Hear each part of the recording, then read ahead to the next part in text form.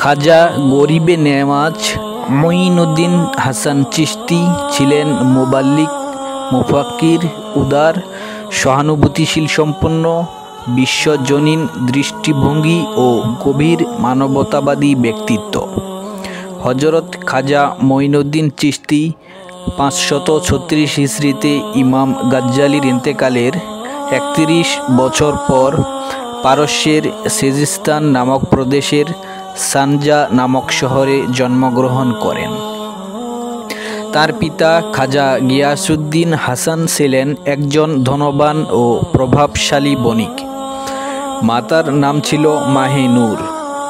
তার দ্বাদশতম পুরুষের মাধ্যমে পিতামাতা উভয় দিক হতে আলী রাদিয়াল্লাহু তাআলা আনহুর সাথে সম্পর্কিত, অর্থাৎ তিনি সরাসরি আওলাদে রসুল বা নবীজির বংশধর।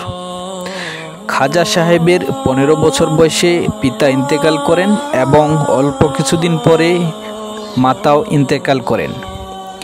তিনি উত্তরাধিকার সূত্রে একটি ফলের বাগান ও একটি চাক্কি বা উইন্ড মিল লাভ করেন, যার আয়ের মাধ্যমে জীবিকা নির্বাহ করতে থাকেন।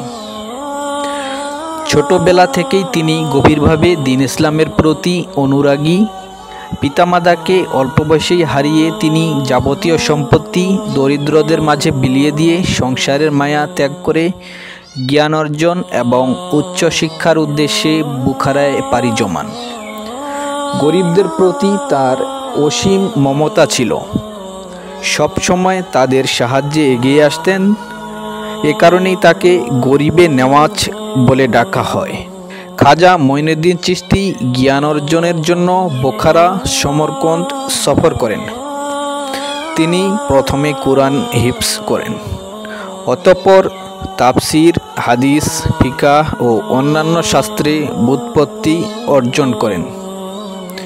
খাজা মঈনুদ্দিন চিশতি আধ্যাত্মিক জ্ঞান অর্জনের জন্য হক ওলি আল্লাহর সন্ধানে বোখারা থেকে ইরাকের দিকে সফর শুরু করেন। পথিমধ্যে নিশাপুরে হারুন নামক স্থানে চিশতিয়া তরিকার বিখ্যাত বুজুর্গ উসমান হারুনির সাথে সাক্ষাৎ হয়। তিনি চিশতিয়া তরিকায় খাজা উসমান হারুনির নিকট মুরিদ হন এবং শিষ্যত্ব গ্রহণ করেন। সেখানে তিনি তার সাথে 20 বছর আধ্যাত্মিক জ্ঞান অর্জন করেন। পরে উসমান হারুনি তাকে খিলাফত দান করেন বা প্রতিনিধি করেন। উসমান হারুনির থেকে বিদায় নিয়ে তিনি হজব্রত পালনের জন্য দামেস্ক ও হেজাজ হয়ে মক্কা মুআজ্জমায় পৌঁছান। অতঃপর মদিনা মুনাওয়ারা গিয়ে রসুল সাল্লাল্লাহু আলাইহি সাল্লামের রওজা জিয়ারত করেন। এরপর তিনি বাগদাদ অভিমুখে যাত্রা করেন এবং পথিমধ্যে অনেক ওলামা মাশায়েখের সাথে সাক্ষাৎ করেন, যাদের মধ্যে নাজিমুদ্দিন কোবরা উল্লেখযোগ্য ছিলেন। এ সময় বাগদাদের খলিফা ছিলেন মুস্তাকিম বিল্লাহ। অনেকের মতে মঈনুদ্দিন চিশতি শায়েখ আব্দুল কাদের জিলানীর সাথে সাক্ষাৎ করেন, 57 দিন তার সান্নিধ্যে অতিবাহিত করেন। এ সময় বড় পীর আব্দুল কাদের জিলানী রহমতুল্লাহ আলাইহি তাকে বলেছিলেন, ইরাকের দায়িত্ব শায়েখ শিহাবুদ্দিন সোহরাওয়ার্দীকে ও হিন্দুস্তানের দায়িত্ব আপনাকে দেওয়া হলো। একই সুসংবাদ তিনি নিজ পীর ও মুর্শিদ খাজা উসমান হারুনি রহমতুল্লাহ আলাইহি এর সাথে মদিনা শরীফে অবস্থানকালে মহানবী সাল্লাল্লাহু আলাইহি সাল্লাম এর পক্ষ থেকে পেয়েছিলেন।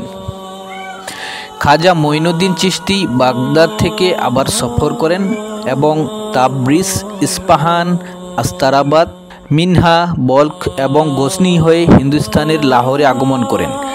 লাহোরে শায়েখ আলী হুসবিনির মাজারে কিছুকাল মুরাকাবায় অতিবাহিত করে দিল্লি চলে আসেন। সে সময় ভারতবর্ষে আজমির ছিল হিন্দু ধর্ম ও আধ্যাত্মিকতা এবং সাম্রাজ্য ও রাজপুত শক্তির মূল কেন্দ্রস্থল।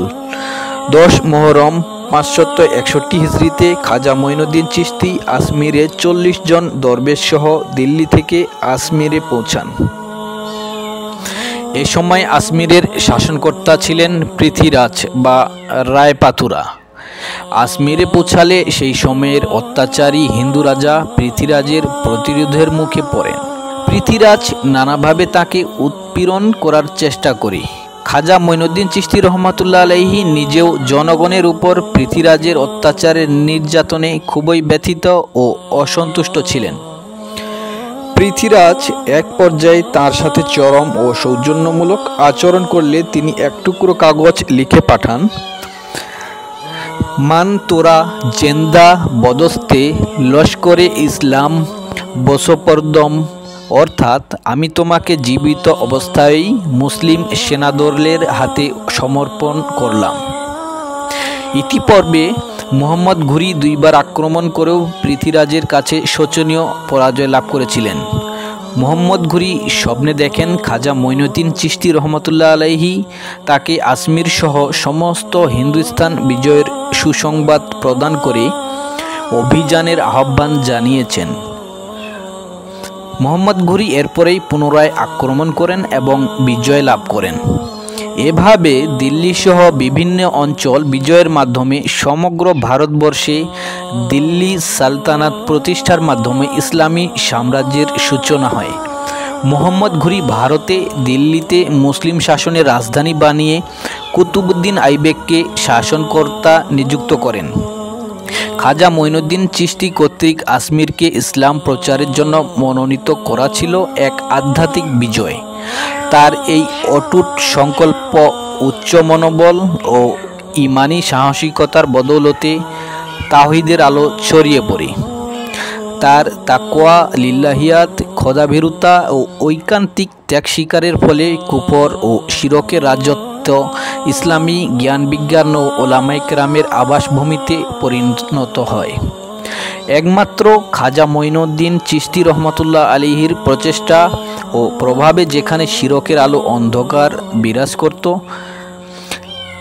সেখানে মসজিদ মিম্বর দৃষ্টিগোচর হতে থাকে, যে আসমান পৌত্তলিকতা ও শিরকের বিষবাষ্পে ছিল ভরপুর, সেখানে আল্লাহু আকবার ধ্বনিত হতে থাকে।